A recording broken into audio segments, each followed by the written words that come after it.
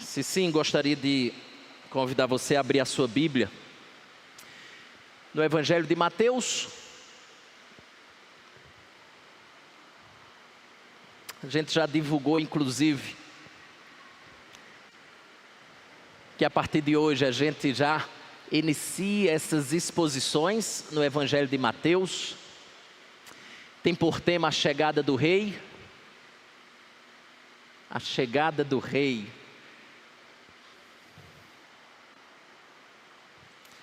Apesar que eu gostaria de intitular essa minha meditação com a mais bela de todas, que é a história de Jesus. E você vai entender por que eu pensei nesse título, que na verdade foi uma mensagem que Deus me deu a oportunidade de pregar no ano de 2018, na época do Natal, e a gente pôde considerar a genealogia de Jesus e ser edificado por meio da sua palavra. Venha junto comigo. Mateus capítulo 1 diz assim: livro da genealogia de Jesus Cristo, filho de Davi, filho de Abraão. Abraão gerou a Isaac, Isaac a Jacó, Jacó a Judá e a seus irmãos. Judá gerou de Tamar a Pérez e a Zera. Pérez gerou Esrom, Esrom a Arão. Arão gerou a Aminadab, Aminadab a Naasson, Naasson a Salmão. Salmão gerou de Raabe a Boaz. Este de Ruth gerou a Obed, e Obed a Jessé. Jessé gerou ao rei Davi, e o rei Davi a Salomão, da que fora mulher de Urias.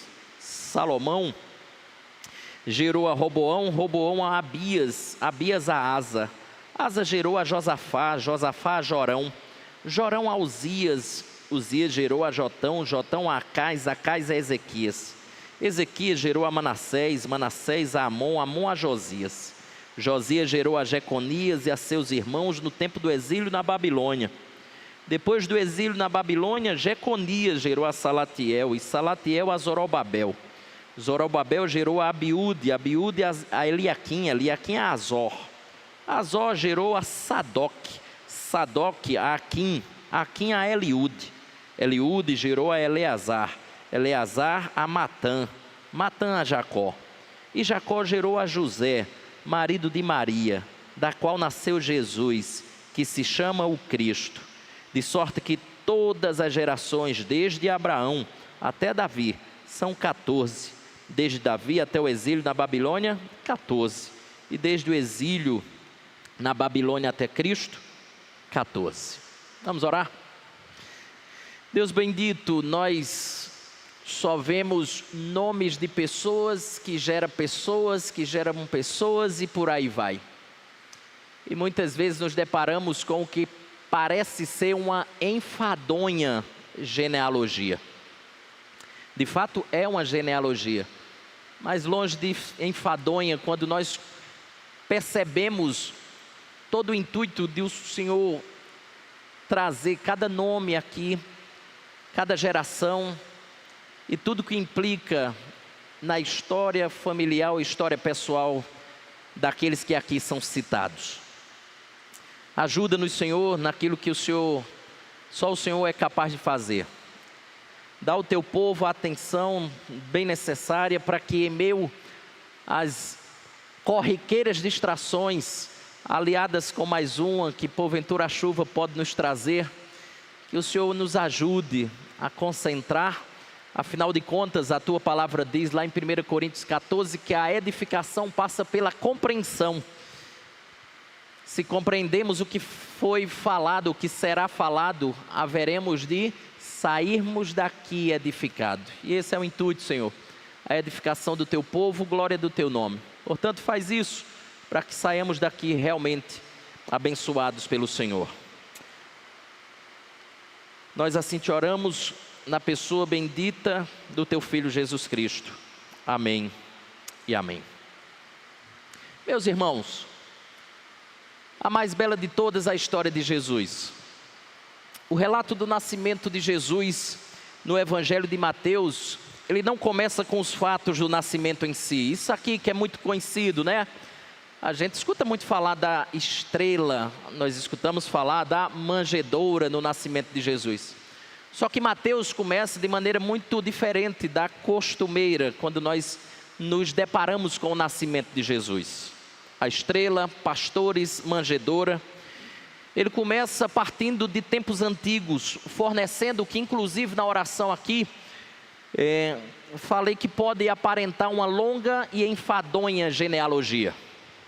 É fácil perder a paciência com esses versículos, né, e deixar os olhos correrem sobre as palavras até chegarem à ação de fato. E é por isso que quando a gente chega em Mateus, a gente lê livro da genealogia de Jesus Cristo, filho de Davi, filho de Abraão. Abraão gerou Isaac, Isaac a Jacó, Jacó a Judá, a seus irmãos. Judá gerou de Tamar. E quando a gente chega no verso número 3 e que percebe que por diante será exatamente assim, via de regra a gente salta para o verso de número 18. E aí inicia o nascimento de Jesus. No entanto, a chegada do rei, que é o tema proposto para as nossas exposições agora em Mateus, não tem relação apenas com o nascimento, mas com uma vinda. Isso aqui é muito importante na nossa argumentação dessa noite. Deus planejara a vinda de seu filho antes mesmo de criar a terra. E isso está posto lá no livro de Apocalipse, capítulo 13, verso número 8, quando diz assim: e adorá-lo-ão todos os que habitam sobre a terra, aqueles cujos nomes não foram escritos no livro da vida do Cordeiro. Aí ele diz que foi morto desde a fundação do mundo. De modo que aprendemos aqui muito mais do que você talvez imaginasse a princípio, de uma geração que gera outra, de um povo que gera outro, de casais que geram outros. A gente aprende muito mais do que a gente a princípio pode imaginar. A grande pergunta que surge então é: o que essas genealogias nos falam sobre o significado da chegada do rei, ou do que costumeiramente chamamos de Natal também? O que é que isso fala sobre o cristianismo? E aqui faremos duas descobertas a partir do que Mateus não diz, e duas descobertas a partir do que Mateus diz. E aí eu me escoro aqui, faço menção dele logo no início, do Tim Keller, num livro que ele escreveu sobre o Natal, e ele me ajudou muito na elaboração desse sermão dessa noite. Então, nossa caminhada será baseada em 4 tópicos. Duas descobertas do que Mateus não nos diz.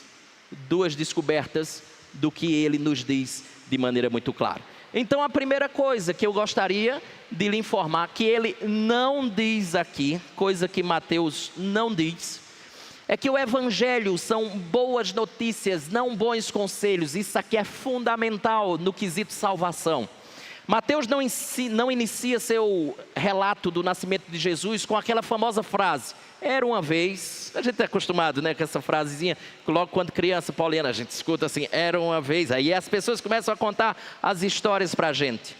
Assim começam os contos, assim começam as lendas, assim começam os mitos, e quem sabe também as guerras das estrelas. Começava era uma vez, era uma vez. Era uma vez sinaliza que provavelmente a história que será relatada não aconteceu, ou que nós não sabemos se aconteceu ou não. O fato é que é uma bela narrativa que pode nos ensinar muito, mas há essa dúvida se de fato aconteceu. Por isso inicia-se era uma vez. Mas não é esse o tipo de relato que Mateus nos faz aqui. Se não, chamo sua atenção mais uma vez para o verso de número 1 aqui, que é o que ele diz. Verso número 1. Livro da genealogia de Jesus Cristo. É assim que ele inicia o livro. Isso significa que ele está fundamentando quem Jesus Cristo é e o que ele faz na história. Portanto, não se trata de uma metáfora. O que ele está trazendo aqui para nós é a história real. Tudo isso aconteceu, e a razão por que isto é muito importante é que quero destacar 2 palavras aqui. Conselho é uma recomendação do que você deve fazer. Conselho é uma recomendação do que você deve fazer. Boas novas, ou novas, vou chamar de novas, são um relato do que já foi feito. O conselho incentiva você a fazer algo, incentiva você a trabalhar em prol de algo. As novas incentivam você a reconhecer que algo já aconteceu e reagir a isso que já aconteceu. Conselho diz que cabe a você agir. Novas dizem que outra pessoa agiu por você. Deixa eu ilustrar isso para ficar mais claro o que eu estou querendo dizer aqui. O que Mateus está fazendo aqui não é trazendo conselhos, mas trazendo boas notícias, novas. A ilustração é a seguinte: suponhamos que um exército invasor avançou sobre a cidade de Campina Grande. Chegou ali, logo na entrada, naquele giradouro. E todos nós ficamos sabendo, e as autoridades da cidade, a polícia, ficou sabendo desse exército invasor que está subindo ali a Vila Cabral. E aí, o que é que nós precisamos numa hora como essa? Nós precisamos de conselheiros militares. Então a gente liga logo para a Aleph e diz assim: puxa a pistola e vamos trabalhar para que nada possa acontecer de mal a Campina.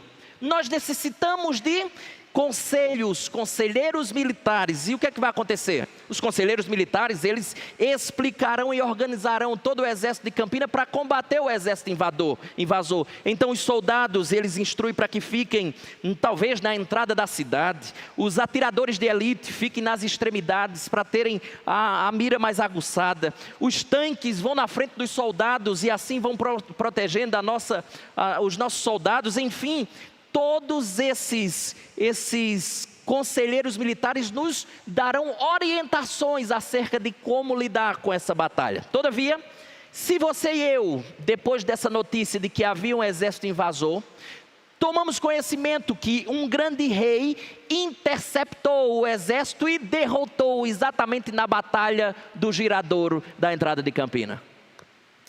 Então, do que a cidade agora precisa?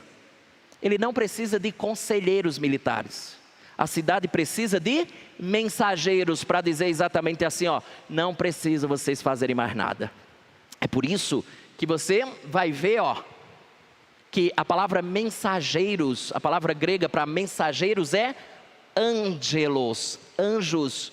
Percebeu agora por que os evangelhos, Mateus também, logo em seguida, depois da genealogia, você tem mensageiros trazendo notícias maravilhosas para aqueles que eles encontram. E aí vai trazer a notícia para José, vai trazer a notícia para Maria, vai trazer a notícia para outros. Então esse é o ponto. Mensageiros não dizem: aqui está o que vocês precisam fazer. Mensageiros simplesmente trazem boas notícias de grande alegria. Basicamente, mensageiros fariam mais ou menos assim: parem de fugir, parem de construir fortificações, parem de tentar se salvar. O rei já salvou vocês. Isso é o que mensageiro faz, e não conselheiros militares. Ou seja, algo já foi feito. Isso muda toda a forma com que a gente vai agir de agora em diante. Os textos bíblicos que falam da chegada do rei, portanto, não são fábulas, mas relatos do que de fato aconteceu no tempo, no espaço, na história. E essas narrativas do Evangelho, elas estão nos dizendo não o que eu e você deveríamos fazer, mas o que Deus fez. O nascimento do Filho de Deus no mundo, portanto, é um Evangelho, são boas novas, é uma proclamação, mais ou menos assim: você não se salva, Deus veio salvá-lo. O rei interceptou esse exército invasor e destruiu e acabou com esse exército invasor. Você agora está salvo. Você não precisa fazer nada para salvar-se. E aí é um ponto interessante, porque outras religiões e muitas igrejas, ao falarem sobre salvação, proclamam ela como um conselho, mais ou menos assim. Eu acho que você já se deparou com situações assim. Que salvação é algo pelo que você tem que batalhar e lutar. Olhe, fulano, você tem que pagar o preço, porque se não pagar o preço, como é que você vai ser salvo? Você precisa lutar, você tem que correr para alcançar. Você só consegue, isso só vai acontecer se você orar, obedecer ou mudar de consciência ou coisa desse tipo. Mas o evangelho cristão, ele é totalmente diferente dessa proposta, porque Jesus Cristo, fundador do cristianismo, vem e diz: vocês jamais conseguiriam me alcançar, por isso que eu tive que descer até aqui. E é isso que eu quero incutir no seu coração e na sua mente. Isso é boa nova. Não haveria nada que faria com que você conseguisse subir e me alcançar. E é por essa razão que eu desci, para que nós nos encontremos, sem a qual você não teria a menor possibilidade de ser salvo. E claro, a chegada do rei é só o começo da história. Como Deus veio nos salvar, Jesus terá de ir para a cruz. E aí são cenas dos próximos capítulos nossos. Contudo, antes de colocarmos algumas coisas ainda, Sua vida e salvação inteiras encontra-se aqui de maneira bem embrionária, prenunciando aquilo que vai acontecer. Jesus nasceu num estábulo que era uma cocheira fria e escura, mas isso era apenas o prenúncio. No fim da sua vida foi essa frase que apareceu: Deus meu, por que me desamparaste? Na cruz ele foi lançado na escuridão espiritual, a fim de que pudéssemos ser trazidos para o calor e a luz da presença dele. Portanto, primordialmente, esse é o ponto que eu gostaria que você gravasse no coração. O cristianismo não tem relação com autoaperfeiçoamento para que eu conquiste alguma coisa.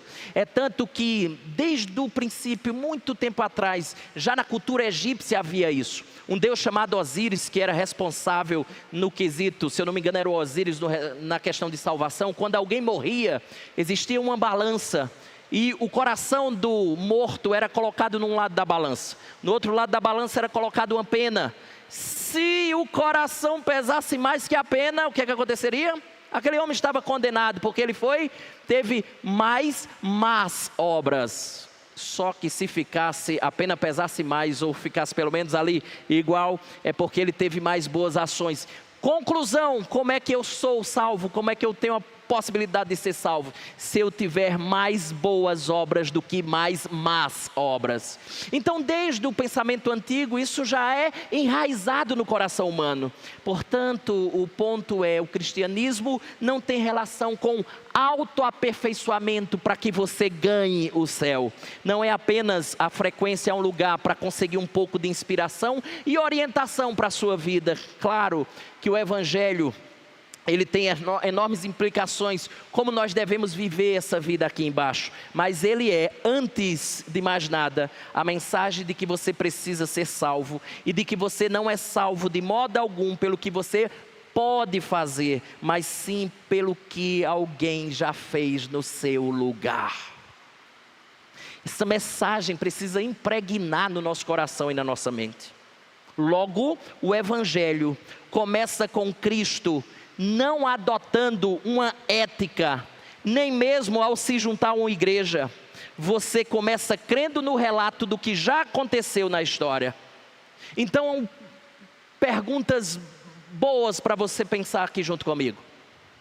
Deus se tornou um ser humano de verdade. Jesus realmente viveu, sofreu e morreu no seu lugar. Ele de fato ressuscitou triunfante do túmulo, como relata os evangelhos. Se for esse o caso, e nós cremos isso de maneira categórica, inequívoca, então tudo mais que a Bíblia diz sobre como viver nesse mundo fará todo sentido para nós. Mas isso é uma consequência, algo que vem depois, porque o que vem primeiro é: alguém fez algo para mim, eu fui salvo e agora sim eu vivo de tal maneira. E não o inverso: eu vivo de tal maneira para que seja salvo. Então, o evangelho são boas notícias, não bons conselhos. Segunda coisa que eu gostaria que você pudesse vir junto comigo, é que o relato do evangelho muda a maneira de ler outras histórias. Veja, a história, por exemplo, do Natal não é uma ficção, mas ainda assim eu diria que ela muda de uma maneira maravilhosa, como nós interpretamos, por exemplo, ficção. Escute, os grandes contos de fadas e lendas que nós temos, você, tanto quanto eu, escutou isso desde criança. A Bela e a Fera, a Bela Adormecida, não aconteceram de verdade, a gente sabe muito bem disso. Eles não são fatos reais, contudo, eles parecem suprir um conjunto de anseios do coração humano que a realidade nunca é capaz de alcançar ou satisfazer. Isso acontece, sabe por quê? Porque no fundo do nosso coração existem esses desejos de experimentar o sobrenatural. Existe um desejo no coração humano de fugir da morte. Existe um desejo enorme do coração humano de conhecer um amor que jamais possamos perder, de não envelhecer. Por isso que a gente vê fonte da juventude em alguns desenhos. desenhos, de viver o suficiente para concretizar todos os nossos sonhos e projetos, de triunfar sobre o mal. Portanto, se essas histórias elas forem bem contadas, nós as consideramos incrivelmente emocionantes e satisfatórias. Por quê? Porque é isso que o nosso coração tanto anseia, que o mal não prevaleça, que o inimigo seja derrotado, que a verdade possa prevalecer, que as injustiças sejam de fato acertadas as contas, que a justiça prevaleça. São tudo anseio do nosso coração, e a gente acaba percebendo essas coisas acontecendo nesses contos, nessas histórias. Deixa eu trazer uma delas para você. Conhece essa daqui? Isso é a capa de um conto antigo chamado A Bela e a Fera. A Bela e a Fera. Ou A Bela e o Monstro. Essa aí é uma das primeiras então. A Bela e o Monstro é um tradicional conto de fadas francês, que originalmente foi escrito, pasmem, em 1740. Teve várias versões, né? E aí veja como fica mais bonito, né? A Disney vai lá, dá um toque e fica toda... Até a fera fica uma bela, ou duas belas. Enfim, o conto A Bela e a Fera, vamos lá. Ele relata a história da filha mais nova de um rico mercador, que tinha 3 filhas, e as filhas mais velhas gostavam de ostentar luxo, de festas, de lindos vestidos. A mais nova, que todos chamavam de Bela, era humilde. A Bela era gentil, era generosa e tratava muito bem as pessoas. Um dia, o mercador perdeu toda a sua fortuna, com exceção de uma pequena casa distante da cidade. Bela, ela aceitou a situação, enquanto a mais velhas não aceitava ter perdido a fortuna. E um dia, o mercador recebeu a notícia de bons negócios que estavam acontecendo na cidade, e aí lançou todas as suas esperanças e correu para a cidade. As 2 filhas mais velhas, elas esperançosas de enriquecerem novamente, encomendou-lhes vestido para o pai. E Bela, preocupada na verdade com o pai, pediu apenas que, se ele pudesse, trouxesse apenas uma rosa para ela.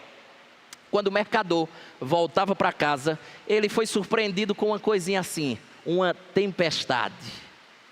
E aí, quando ele foi surpreendido pela tempestade, ele se abrigou num castelo que ele avistou no caminho. Porém, sem saber, se hospedara num castelo mágico. Ao partir pela manhã, avistou um jardim de rosas e lembrou do pedido de Bela.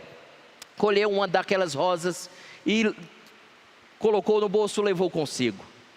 Todavia, no momento de sair, ele foi surpreendido pelo dono do castelo, que era uma fera, e que lhe impôs uma condição para que ele pudesse continuar a viver. E a condição era: ele deveria trazer uma de suas filhas para se oferecer em seu lugar, caso contrário ele não viveria mais. Ao chegar em casa, Bela, ciente da situação, resolveu se oferecer para a fera, imaginando no fim que ela seria devorada. Todavia, ao invés de devorar Bela, a fera se apaixonou por ela. Apesar de achá-lo feio e pouco inteligente, Bela se apegou muito àquele monstro que a pedia constantemente em casamento.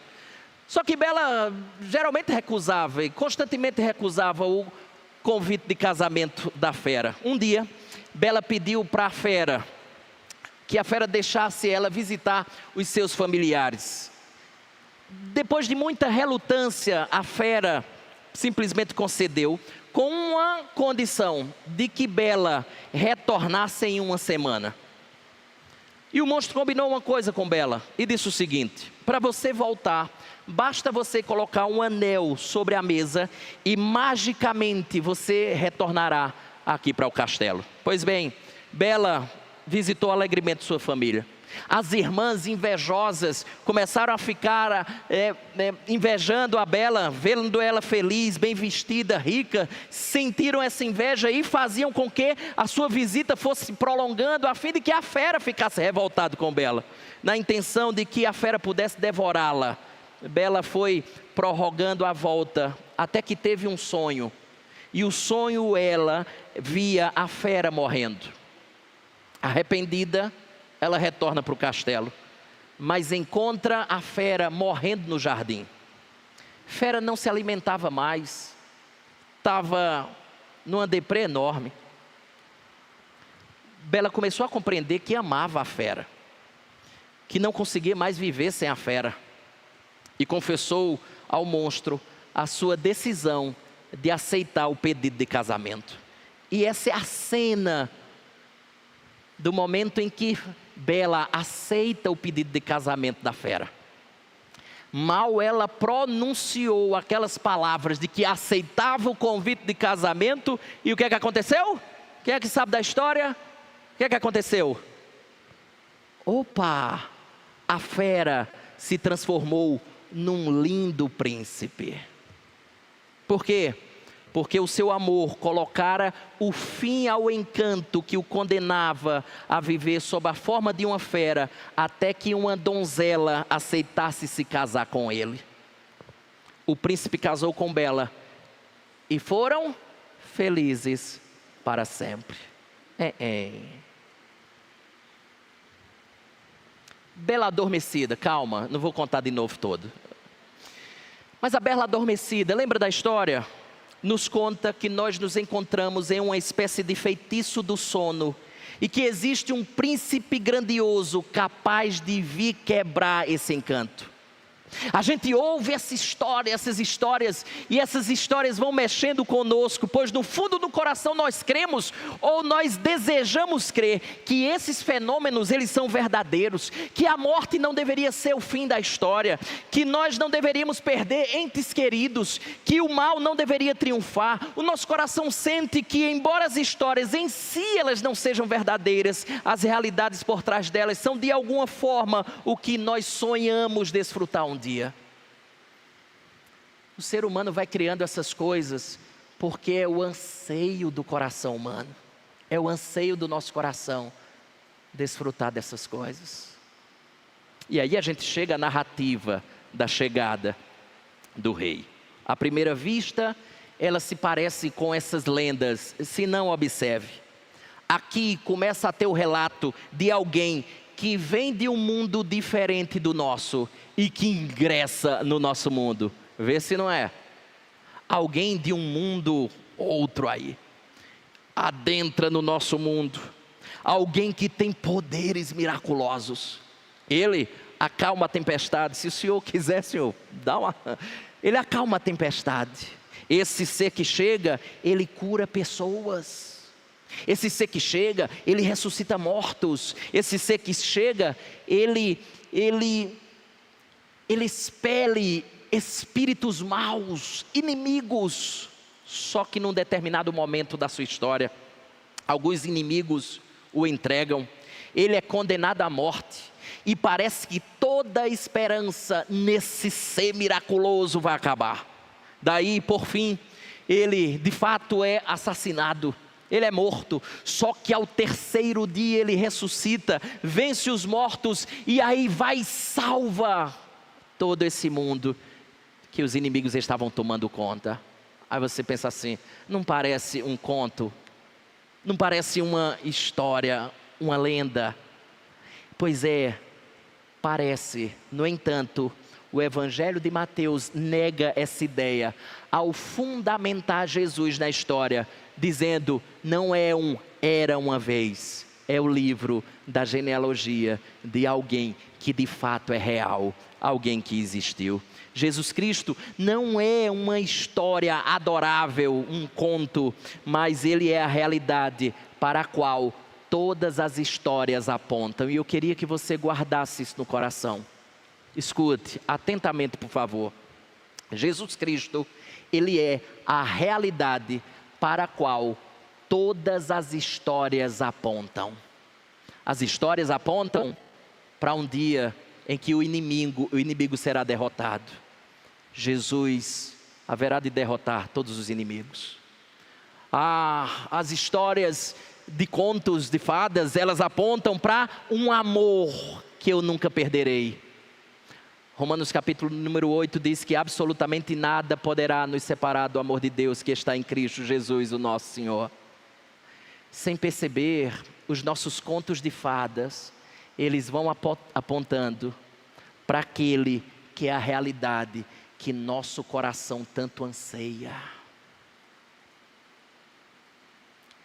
Essa é a beleza dessas historinhas. Foi no seu nascimento que Jesus abriu uma passagem entre o ideal e o real, eterno e temporário, e ingressa nesse mundo.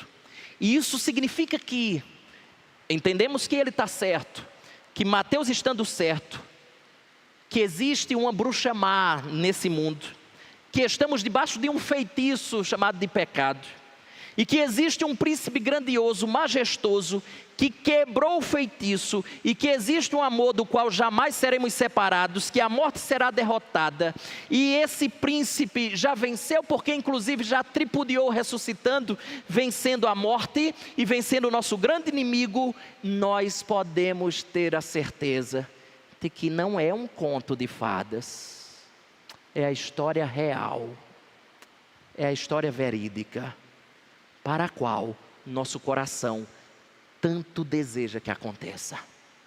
Vê se não é basicamente assim. Olha Salmo de número 65, verso 13. Olha só, diz assim, ó: os campos cobrem-se de rebanhos, e os vales vestem-se de espigas, exultam de alegria e cantam. Você está vendo a cena aqui? Vê se não parece desenho animado. Os campos cobrem-se de rebanhos, e os vales vestem-se de espigas, exultam de alegria e cantam. É como se tivesse aqui o vale cantando, árvore cantando, plantas cantando, rebanho cantando. Você só vê isso em desenho. Pois é. Aquilo que é refletido nesses contos, nessas histórias. Justiça. Um amor que eu nunca perca. Uma fonte que eu rejuvenesça, a vitória do bem sobre o mal, o dia que enfim diremos, então seremos felizes para sempre. Esse dia vai chegar esse dia. Por isso não é conto de fadas, é a história de Jesus. E aí já pontuamos as duas coisas que Mateus não fala, mas que aqui nós encontramos na genealogia de Jesus. Primeiro, que o Evangelho são boas notícias, não conselhos do que você deve ou tem que fazer para alcançar ou para conquistar a salvação. Boas notícias, alguém já conquistou por você. E em segundo lugar, o Evangelho muda a maneira de ler outras histórias. Quando nós nos deparamos com outras histórias, nós percebemos que é o anseio do coração humano cada uma delas. E elas apontam para a melhor e a mais bela de todas as histórias, que é a história de Jesus. Duas coisas então. Por outro lado, vamos para o que ele diz. E aí a gente mergulha mais no texto. E o que é que ele diz? Ele deixa muito claro que o Evangelho deixa os valores do mundo de cabeça para baixo. E você vai perceber o que eu estou dizendo aqui. A essa altura, eu preciso lembrar a você da cultura em que Mateus vivia e escrevia. Preste atenção. Nós basicamente vivemos em uma cultura individualista, em que as pessoas se recomendam umas às outras com uma lista de diplomas, de experiência, de trabalho e realizações. Não se agia assim numa sociedade mais comunitária, orientada para a família, que é exatamente o contexto em que Mateus está escrevendo aqui. Escute, Mateus capítulo número 1, pode parecer uma genealogia, e de fato é uma genealogia, mas pense um passinho a mais junto comigo. É também o que chamava-se naquele período de currículo. Naquele tempo, o seu currículo era família, a sua genealogia, o seu clã, as pessoas a quem você estava ligado, constituía o seu currículo. Então, se você queria dar uma boa apresentação de quem você é, o que você fazia? Você apresentava o seu currículo. E como acontece nos nossos dias, algumas pessoas dão uma arrumada no currículo ou dão uma mentira no currículo. E também acontecia dessa forma. Quando se apresentava a genealogia, a pessoa estava dizendo assim, ó: esse sou eu, esse sou eu. Irmãos, nós temos a tendência de deixar de fora as partes, né, do nosso histórico que talvez não nos deixe bem na fita. Quando você vai elaborar o currículo, você diz que você é um saco. Você diz que você assim tem dia que olhe, nem fale comigo, porque se falar comigo, olhe, é um coice a cada palavra. Você coloca isso no seu currículo? Você não coloca isso no seu currículo. Às vezes você fala hi, né, hi, my name is, já tem lá, fluente em inglês. A gente gosta de enfeitar os nossos currículos. A gente não costuma colocar coisa feia, porque vai dar má impressão. E aquele que talvez pode nos contratar, não nos contrate. Genealogia era o currículo. Este sou eu. As pessoas faziam a mesma coisa na antiguidade. E o propósito de um currículo genealógico era impressionar quem o visse com a alta qualidade e respeitabilidade das raízes que ele aqui estava descrevendo. Portanto, Mateus, no entanto, faz o oposto com Jesus. E é aqui que a história começa a ficar muito interessante.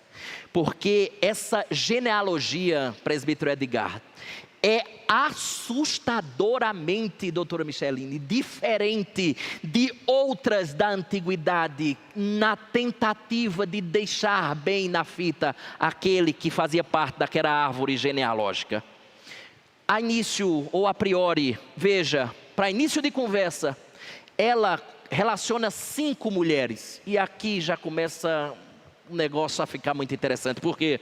Porque isso, embora para nós não nos pareça estranho, nas sociedades patriarcais da época, a mulher quase nunca era nomeada nessas listas, muito menos 5 delas numa árvore genealógica.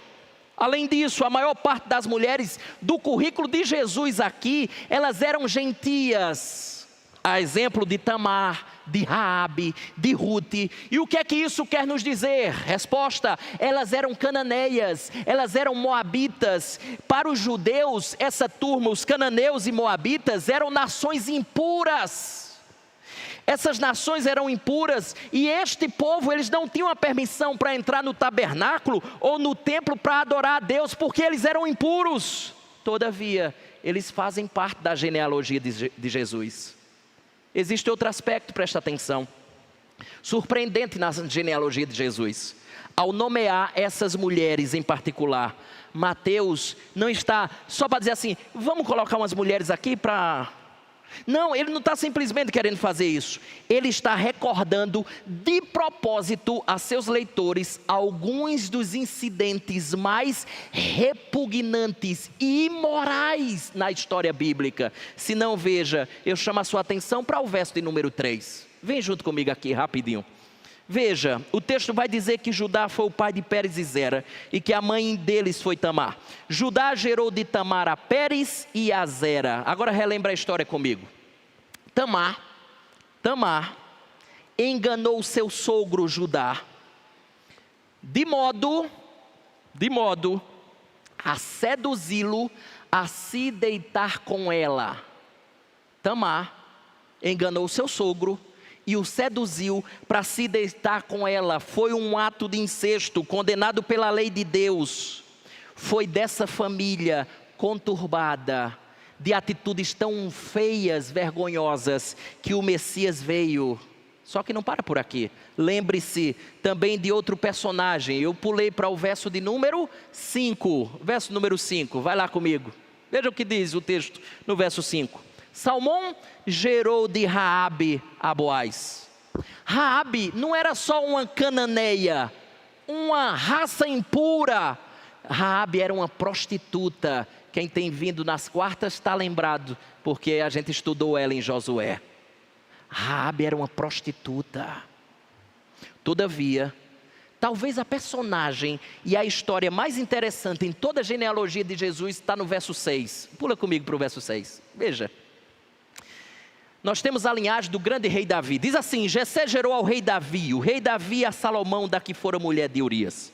Daí você pensa, graças a Deus, agora chegou um rei na história, uma notícia boa, mas pasmem.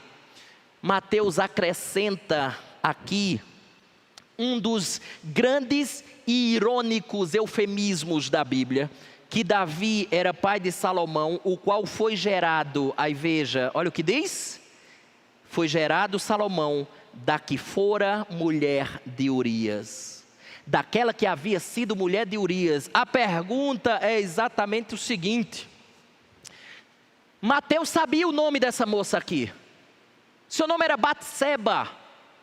A grande pergunta é, por que é que Mateus não diz o nome da moça? Já que ele vem falando fulano que já era fulano, fulano que já era ciclano, beltrano, e por aí vai, nome a nome, até que nesse ponto ele diz, fulano que era a mulher de Urias. Meus irmãos, Mateus está simplesmente fazendo assim, ó, Jane, venha conhecer, recordar uma trágica, terrível, ou a trágica e terrível, uma das páginas mais trágicas e terríveis da história de Israel. E a história é o seguinte: Davi estava fugindo de um rei chamado Saul que queria matá-lo. E aí eu estou pegando a história lá atrás, preste atenção, provavelmente você sabe da metade para frente. Davi estava sendo perseguido por Saul, e Saul queria matá-lo mesmo. Para salvar a vida de Davi, o que é que aconteceu? Um grupo de homens acompanhou Davi até o deserto e se comprometeram de dar a vida por Davi, não iam permitir que Davi fosse assassinado. E eles ficaram em torno dele, pondo a vida a risco só para proteger Davi. Eles ficaram conhecidos como os guerreiros de Davi, ou os valentes de Davi. Está aqui, ó. Olha o que diz. 2 Samuel 23:8. São estes os nomes dos valentes de Davi. Aí eles começam, Josebe, Bassebete, parará, parará, e vai dizendo. Daí o autor traz uma lista dos homens que eram os valentes de Davi, que arriscaram tudo por ele, arriscaram as suas próprias vidas. Quando ele chega no verso número 38, que ali a gente está no 8, quando chega no verso número 38, a lista dá o último nome, e o último nome é Urias, Eteu. Ao todo foram 37. Estes homens arriscaram as suas próprias vidas por Davi. O que é que esses homens mereciam da parte de Davi? Não precisa ser teólogo para saber. Honra, apreço, atenção.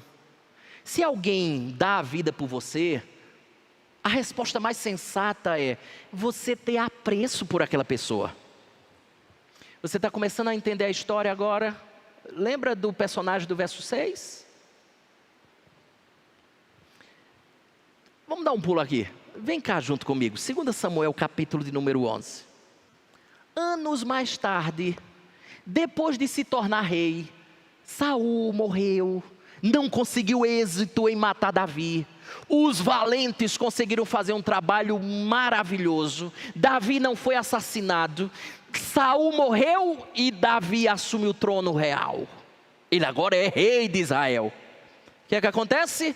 2 Samuel, capítulo de número 11, verso 2. Se a mídia quiser, ótimo, não precisou nem falar. Vamos lá.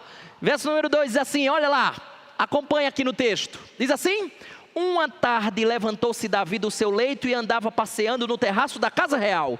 Daí o que é que aconteceu? Vi uma mulher que estava tomando banho. Era ela muito formosa. Quem era essa mulher? Está no verso número 3. Davi mandou perguntar quem era.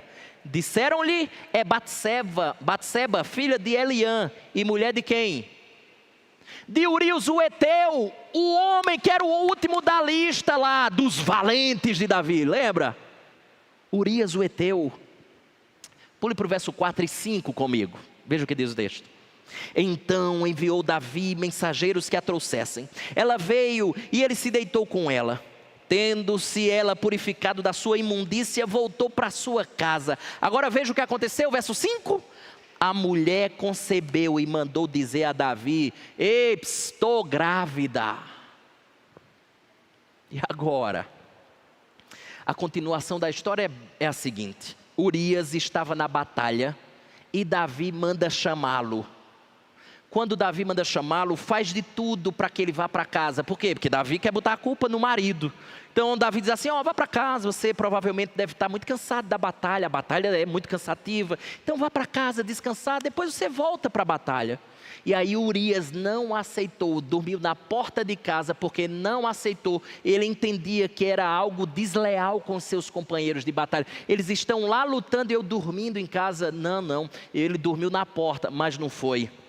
A história conta que Davi soube que ele não entrou em casa. E o que é que ele fez? Preparou uma festa e embebedou o pobre de Urias. Deixou o pobre de Urias bêbado. Mas mesmo assim Urias não foi para casa. Sem sucesso, A sua última tentativa foi essa, que está aí no verso número 14 a 15. Verso 14 a 15 de 2 Samuel, capítulo 11. Veja o que diz. Pela manhã, Davi escreveu uma carta a Joabe. Joabe era o comandante da batalha, o general lá, o manda-chuva do exército de Israel. Lhe mandou por mão de Urias. Veja a lealdade de Urias ao rei Davi. Davi escreveu a sentença de morte do próprio Urias, envelopou e depois deu ao próprio Urias para que carregasse a sua própria sentença de morte. Por quê? Porque ele sabia que Urias não ia abrir a carta. E essa carta chegou intacta em Joabe, coronel general da batalha que Israel estava envolvido. Veja o que diz, verso 15. Escreveu na carta dizendo: ponde Urias na frente da maior força da peleja, e deixai-o sozinho para que seja ferido e morra. Isso eram palavras escritas de Davi na carta, contra alguém que lhe fora leal, doando a própria vida. Davi fez isto, para o quê? Casar com ela, e para que ninguém soubesse da safadeza do rei. Por quê? Porque quem morre em batalha, quem é que desconfia de quem morre em guerra? Que houve alguma coisa, ninguém desconfia de quem morre em guerra. Então ele ia escapar ileso. Mateus, portanto, deixou de fora o nome de Batseba para fazer uma crítica aguda a Davi. Essa mulher não era sua, essa mulher era de Urias, o heteu. Foi desse rapaz, desse homem falho, desse assassino e adúltero, que veio o Messias, que aqui está sendo relatado no capítulo 1 de Mateus. Logo, aqui é o ponto, um dos cernes da nossa meditação noturna. Nós temos aqui o currículo do Messias, o currículo vitae do Messias, de Jesus. E no currículo de Jesus, que era para ele dar aquele banho de loja, que era para ele esconder determinadas coisas, nada é escondido. No seu currículo tem adúltero, no seu currículo tem assassino, no seu currículo tem gente envolvida em relacionamentos incestuosos, no seu currículo tem prostitutas. E lembre-se que a lei mosaica excluía essas pessoas da presença de Deus, excluía adúlteros, assassinos, gente envolvida com relacionamentos incestuosos, excluía prostitutas. Todos estes eram excluídos, porque a lei mosaica excluía da presença de Deus. Elas eram tidas como publicamente pessoas que devem ser excluídas. Todavia, elas são todas publicamente reconhecidas como ancestrais de Jesus. Certo, agora o que é que isso tem a ver comigo e com você? Com a gente, Campina Grande, dia 16 de março de 2025. O que é que isso quer nos dizer? É que não importa a sua genealogia, é que não importa o que você fez, não importa o seu passado, nem tampouco os seus pecados. Deus pode lhe introduzir na família de Jesus. Essa é a beleza desses personagens aqui inclusos. Que se você se arrepender e crer nele, a graça de Jesus Cristo é suficiente para fazer você fazer parte da família de Jesus. Veja que não foram incluídas as pessoas, entre aspas, boas, e as más foram deixadas de fora. Todas estão incluídas só pela graça de Jesus Cristo. Independente do que você já fez, essa genealogia nos mostra que há esperança para qualquer pecador aqui nessa terra. Essa genealogia nos mostra que há esperança para o pior pecador, porque houve esperança para eles, houve esperança para mim, há esperança também para você.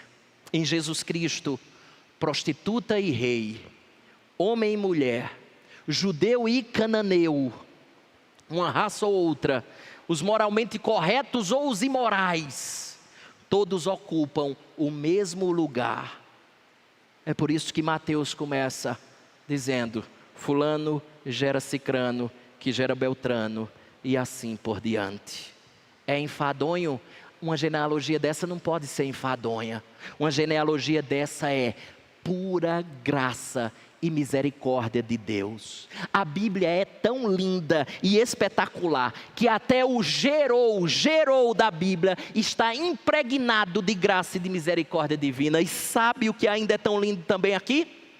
É que Deus não se envergonha de nós. Eu falei para você, no currículo você não coloca as suas feiuras.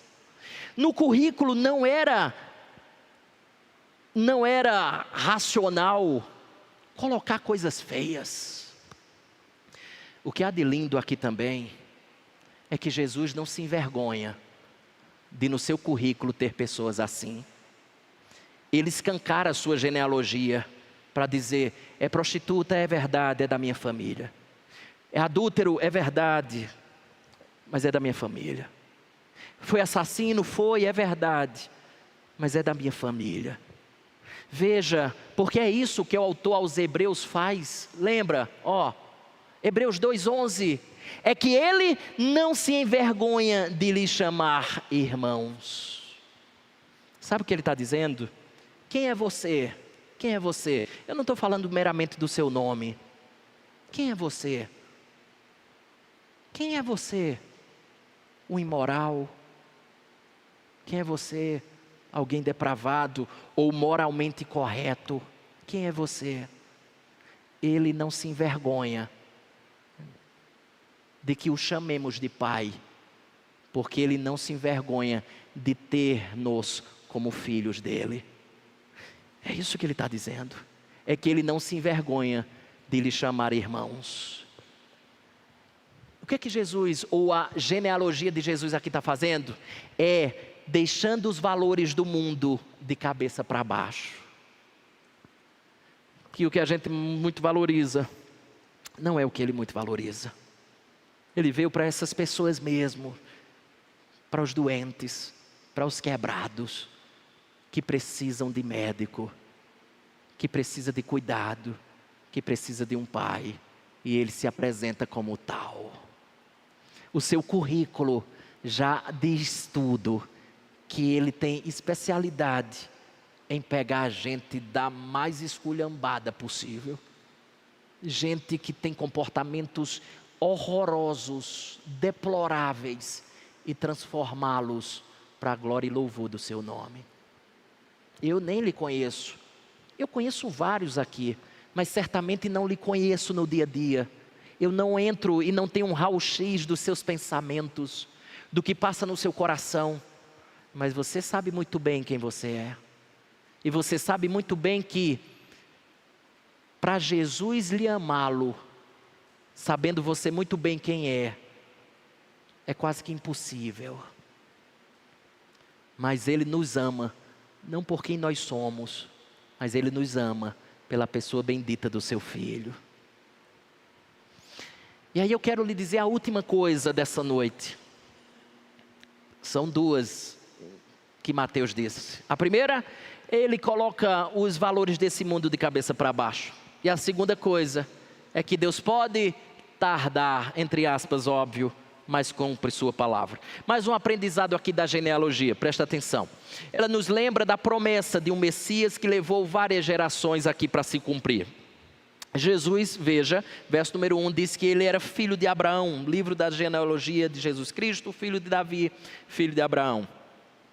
Deus disse para Abraão que todos os povos da terra seriam abençoados por intermédio dos seus descendentes. Na verdade, antes mesmo, ainda lá em Gênesis capítulo 3:15, o próprio Deus profetizou que surgiria alguém que feriria a cabeça da serpente, que era Satanás, e que haveria de derrotar o mal. Séculos, milênios se passaram antes que o anjo aparecesse aí para Maria, e muito tempo se passou até que a promessa se tornasse de fato uma realidade. Na verdade, 400 anos anteriores ao nascimento de Jesus, nenhum profeta foi enviado ao povo que dirá o Messias. Parecia que Deus havia esquecido de sua promessa. Ninguém estava para vir, ninguém escutava nada acerca do famoso Messias. Era a impressão que se tinha: Deus esqueceu de nós. Mas então ele chegou. Isso significa que você pode julgar Deus de acordo com o calendário humano. E quando você julga Deus de acordo com o calendário humano, ele lhe parece lento, ele lhe parece devagar, ou ele parece ter esquecido de suas promessas. Mas na verdade ele nunca esquece de nenhuma das suas promessas. Na verdade, esse é um dos principais temas da história bíblica. Veja a história de José, lembra? José foi vendido pelos irmãos. Depois de muito tempo, José é o instrumento de Deus para preservar a sua nação. Lembre um pouco da história de Jairo, está lá em Marcos capítulo 5, verso número 21 a 43. Jairo era um dos principais da sinagoga, pediu a Jesus que Jesus fosse curar sua filha, que estava enferma, à beira da morte, às portas da morte. Jesus atendeu o seu pedido. Todavia no caminho apareceu uma mulher que já vinha sofrendo com hemorragia, que durava 12 anos, essa mulher não era curada. Já tinha se consultado com vários médicos e nada de cura. Essa mulher foi curada por Jesus. Nesse ínterim aqui, nessa demora, alguns da casa de Jairo chegam a ele e dizem assim: olha, temos uma má notícia para você, tua filha morreu. Então não incomode mais o mestre. Tua filha morreu, não incomode mais o mestre. Perceba que a graça de Deus quase nunca opera segundo o cronograma humano. A menina morreu. Qual era a expectativa do cronograma humano? É que Jesus chegasse lá a tempo, restaurasse a saúde daquela menina e todo mundo glorificasse a Deus por tamanho milagre. Jesus permite ela falecer, morrer. Portanto, perceba que a graça de Deus quase nunca opera segundo o nosso cronograma, dentro de uma programação que consideramos lógica ou imaginável. Ele não segue as nossas pautas ou programações. Ao dirigir-se ao desesperado pai, Jesus diz assim: ó, não temas, crê somente. Não é uma coisa muito angustiante às vezes para a gente? Às vezes, aplique a filha morrendo a qualquer coisa da sua vida. Tem hora que a gente clama a Jesus: Senhor, está morrendo. Senhor, está se acabando. Senhor, morreu. E a mensagem de Jesus é: não temas, crê somente. Era o mesmo que dizer para aquele pai mais ou menos o seguinte: se você quiser me impor seu cronograma, você jamais se sentirá amado por mim. Pelo contrário, você se sentirá decepcionado e a culpa será sua. Eu amo você, mas eu não trabalho de acordo com o seu cronograma de atividades e programações. E é por isso que a gente fica meio revoltado, chateado com Deus e decepcionado com Deus. Por quê? Porque nós esperávamos que Deus fizesse exatamente da forma com que a gente pensou, ou mais, como nós oramos, como a gente orou.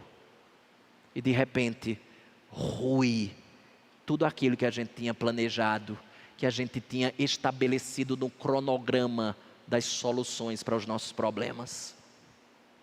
E Deus está dizendo exatamente assim: se você quiser me impor o seu cronograma, você jamais se sentirá amado por mim. Pelo contrário, você vai se sentir decepcionado e a culpa é sua. Eu lhe amo, mas eu tenho o meu cronograma de atividades. Não esqueça disso. Deus não tem plano B, porque o plano A nunca falha. Ele não tem assim: olha, deu errado, vamos tentar agora por aqui. Não existe plano B para Deus, porque o plano A sempre dá certo. O plano A sempre dá certo. Ele é poderoso e sábio o suficiente para nunca precisar de um plano B. Por fim, quero com você aprender uma última coisa: que o Evangelho é o descanso supremo. E aí salte comigo para o verso 17. Verso número 17. No fim da genealogia, Mateus dá grande atenção aos números. Percebeu? Verso 17. De sorte que todas as gerações, desde Abrão até Davi, são 14. Desde Davi até o exílio na Babilônia, 14. Desde o exílio na Babilônia até Cristo, 14. Ele diz que havia 14 gerações, de Abraão até Davi. 14 de Davi até o exílio na Babilônia. E 14 do exílio até Cristo. Portanto, houve 6 conjuntos de 7 gerações. 7 vezes 6? 42. O que faz de Jesus o início do 7º conjunto de 7. E o que é que isso quer dizer? A gente hoje veio só para aprender conto de fadas, matemática. O que essa matemáticazinha aqui quer dizer? É que na Bíblia, o número 7 é muito importante porque, como nos relata Gênesis, Deus descansou da sua obra no 7º dia. O 7º dia, sábado, era o dia de descanso. Na lei mosaica, a cada 7 anos o agricultor deveria deixar a terra sem cultivo para lhe dar uma oportunidade de recuperar os nutrientes, de modo que o 7º ano ele representava o descanso, inclusive da própria terra. Mateus está nos dizendo que esse descanso só nos virá por meio daquele que é o nosso descanso. Jesus é o 7º, a 7ª geração. Ele é o 7 perfeito. Ele é o perfeito. Ele é o nosso descanso. Você entende que Jesus Cristo não nasceu por era uma vez, mas Ele rompeu de verdade no tempo e no espaço e efetivou a sua salvação a fim de que a prostituta e o rei sentassem lado a lado em sua mesa, nivelando a ambos como pecadores salvos pela graça de Deus. Tudo o que você precisa é da graça de Deus, seja você o rei, seja você a prostituta. A genealogia de Jesus nos ensina então que, caminhando para o fim, apesar de várias histórias, sua história, apesar das várias histórias que temos aqui, sua história tem capítulos feios. A sua história tem capítulos trágicos. A sua história tem capítulos vergonhosos. Mas a genealogia de Jesus nos ensina que apesar dessas várias histórias feias, trágicas, vergonhosas, o nosso bom Deus está no controle delas, nos estendendo a sua graciosa e misericordiosa mão, a fim de nos transformar e sem qualquer vergonha de nós, apresentar-nos como amados filhos seus. Quando nosso filho, ele tem alguma coisa que chama a atenção, a gente gosta de ele apresentar-se para algumas pessoas conhecidas nossas. Se ele decorou alguma coisa, se ele resolveu alguma conta ainda de maneira muito precoce, se ele sabe tocar um instrumento, e ele é bem pequenininho, se ele sabe cantar, ou se ele sabe escrever muito bem, a gente faz questão de que eles possam fazer isso na frente das pessoas. E a gente fica orgulhoso, porque quem vê diz assim, menino, que rapaz mais inteligente. Olhe, ó, parabéns, hein? Você, ó. Entre as nossas histórias feias, trágicas e vergonhosas, Deus transforma a nossa vida e nos espalha nesse mundo, para aí assim, de maneira honrosa, com boas ações, com atitudes dignas, justas, verdadeiras, íntegras, nós possamos atuar nesse grande mundo, para que as pessoas vejam os filhos e as filhas de Deus, e que possam não bater palmas para nós, mas render graças ao Pai Nosso, que tanto fez e tanto mudou histórias vergonhosas, feias e trágicas, para o louvor da sua glória. Sairemos daqui essa noite, e amanhã vamos para os nossos mais variados lugares, inclusive nossa casa, com o desejo de que o próprio Deus possa de fato nos usar, para que Ele no fim da história seja honrado. Concluo as minhas palavras reiterando uma das coisas que mais falei no início do meu sermão, é que a chegada do Rei não é era uma vez.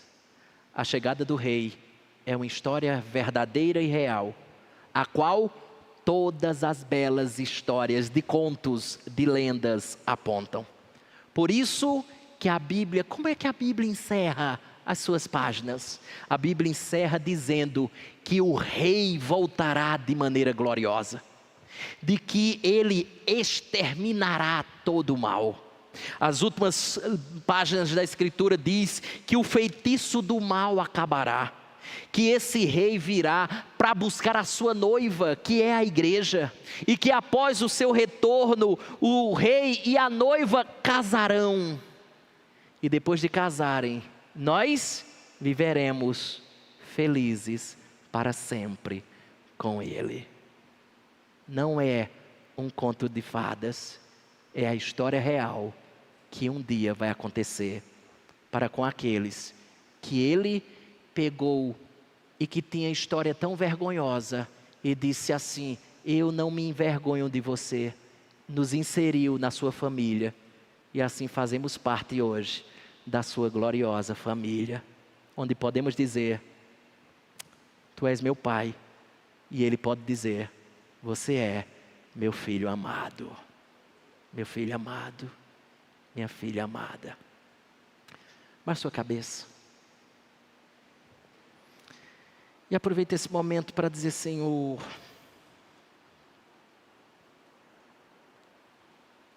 eu conheço minha história.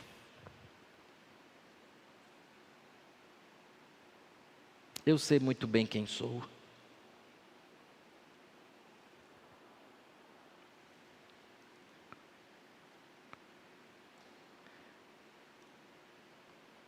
Talvez eu sou um destes da lista aí, da tua genealogia.